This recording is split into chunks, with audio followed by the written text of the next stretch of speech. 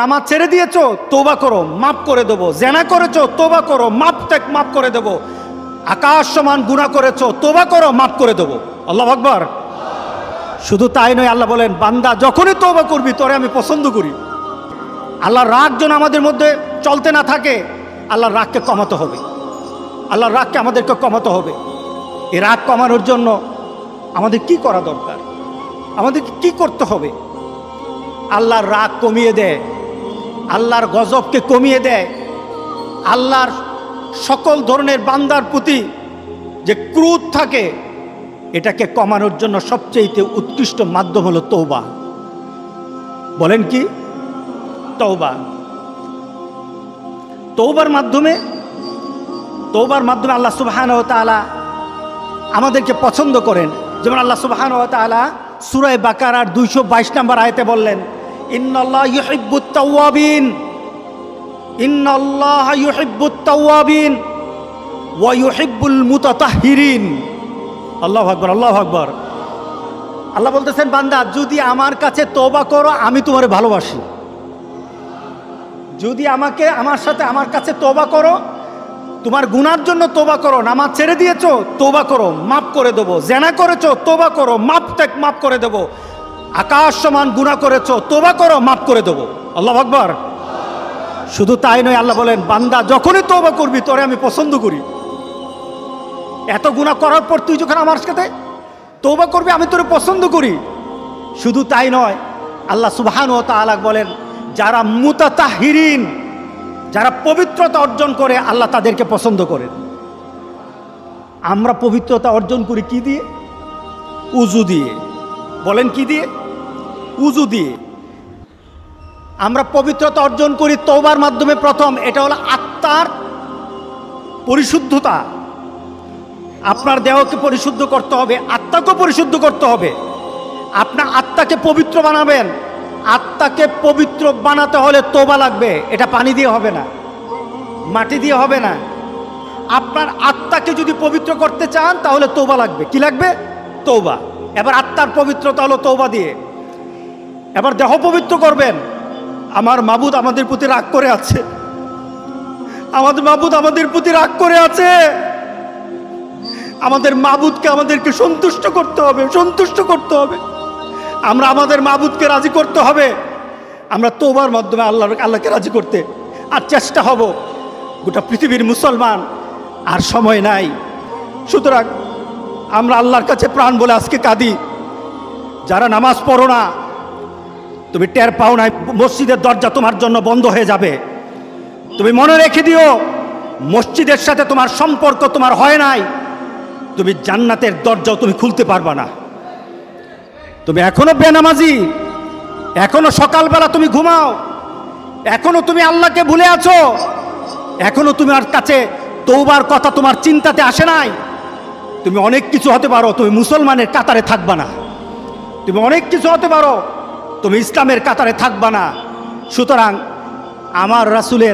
আমার রাসূলের কথা হলো তওবা তো তখন পর্যন্ত। আমার আল্লাহ বলেছেন লাইসাতিত তাওবাতু লিল্লাযিনা ইয়ামালুনা সাইয়্যাত। একটা মানুষ পাপ করার পর সে তওবাটাকে লেন্দি করে, তওবাটাকে সে দূরে সরিয়ে দেয়, মনে করে এখন না আরো পরে তওবা করব, খালি পরে করতে থাকে। তার জন্য তওবা নাই। হাত্তা ইদা হাদরা আহাদাহুমুল মাউত, যখন মৃত্যুর দুয়ারে চলে যায়, যখন সে ইনসেপ্টিকেরিয়াতে চলে যায়, যখন সে বিভিন্ন ধরনের আইসিইউতে যায়, তখন বললে ইন্নী তুবতুল আন, এখন তওবা করতেছি। আল্লাহ বলেন এটা আমার কাছে তওবা না। যারা এইভাবে তওবা করে তাদের তওবা আল্লাহ বলেন লাইসাতিত তাওবা, এটা তওবা নয়, এই তওবা আমি কবুল করি না। রাসূল সাল্লাল্লাহু আলাইহি সাল্লাম বলেছেন মা লাম ইয়াতাগারগির, যখন গড়গড় আরম্ভ হয়ে যাবে তখন আর তওবা কারো কবুল করা হবে না। গোটা পৃথিবীর মধ্যে কিন্তু গড়গড়ার পর্যায়ে চলে আসছে। এখনই আমাদেরকে ফিরে আসতে হবে। আমরা যদি মুমিন হই, রাসূল সাল্লাল্লাহু আলাইহি সাল্লাম আমাদেরকে বলেছেন আমাদের জীবনটা, মুমিনের জীবনটা হবে আশ্চর্যজনক, আর কাফেরের জীবনটা হবে ভীতিকর। আমরা আশ্চর্যজনক জীবনের কথা রাসূল বলেছেন। কিভাবে? ইন আমারাহু কুল্লুহু লাহু খাইর। এই মুমিনের প্রত্যেকটি জিনিস হলো কল্যাণকর, প্রত্যেকটি কাজ তার মঙ্গলের জন্য। যখন সে লাইসা যালিকা লিআহাদিন ইল্লাল মুমিনিন, এটা শুধু মুমিনদের জন্য হয়ে থাকে, প্রত্যেকটি কাজই তার কল্যাণের জন্য। ধরুন আমরা যখন কোনো জিনিস আমাদের ভালো লাগে, আমাদের কোনো জিনিস যখন ভালো লাগে তখন আমরা কি পড়ি? আলহামদুলিল্লাহ। কোনো একটা জিনিস আমাদের হারিয়ে গেল, কেউই মারা গেল, কেউ বা দুশ্চিন্তায় পড়ে গেলাম, তখন আমরা কিন্তু রাগ করি না, তখন আমরা পেরেশান হই না, তখন আমরা পড়ি ইন্না লিল্লাহ। এটা মুমিনের চরিত্র। মুমিন কখনো পেরেশান হয় না, ইন্না লিল্লাহ। মুমিন নিজেকে ওইভাবে চিন্তা করে। এরপর রাসূল সাল্লাল্লাহু আলাইহি সাল্লাম বলছেন ইন আসাবাতহু সাররাউ শাকারা, যখন সে আনন্দ চিত্তে কোনো জিনিস পায় তখন সে কৃতজ্ঞতা প্রকাশ করে, আলহামদুলিল্লাহ বলে। ফাকানা খায়রান লা, এটা তার জন্য ভালো। ওয়াইন আসাবাতহু দাররা সাবারা, যখন সে বিপদে পড়ে যায় আমরা ধৈর্য ধারণ করি। আমরা কি করি? ধৈর্য ধারণ করি।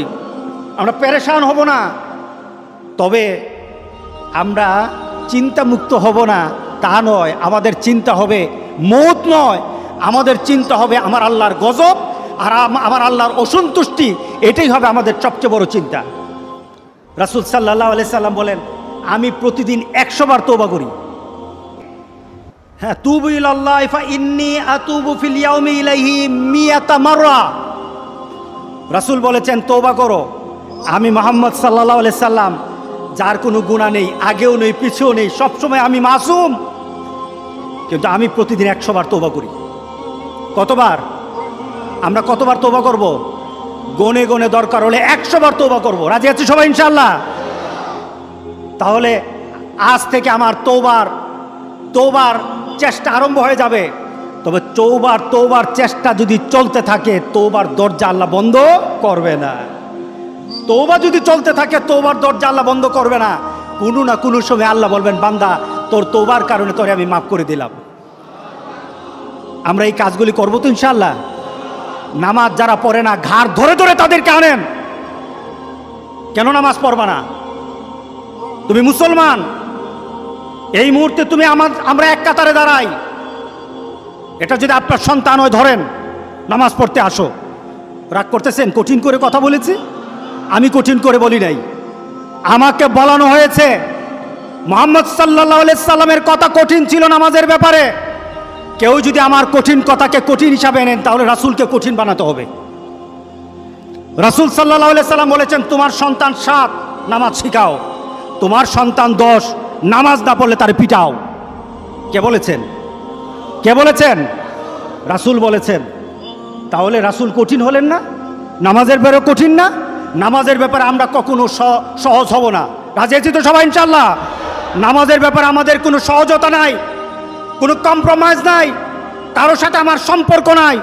নামাজ আছে তো সম্পর্ক আছে, নামাজ নাই আল্লাহর সাথে তার সম্পর্ক নাই, আমার সাথে তার কোনো সম্পর্ক নাই। আপনি ঘোষণা দেন, পরিবেশ সুন্দর হয়ে যাবে, তওবা কবুল হবে, আল্লাহ আমাদেরকে রক্ষা করবেন, আল্লাহ আমাদেরকে রক্ষা করবেন ইনশাআল্লাহ।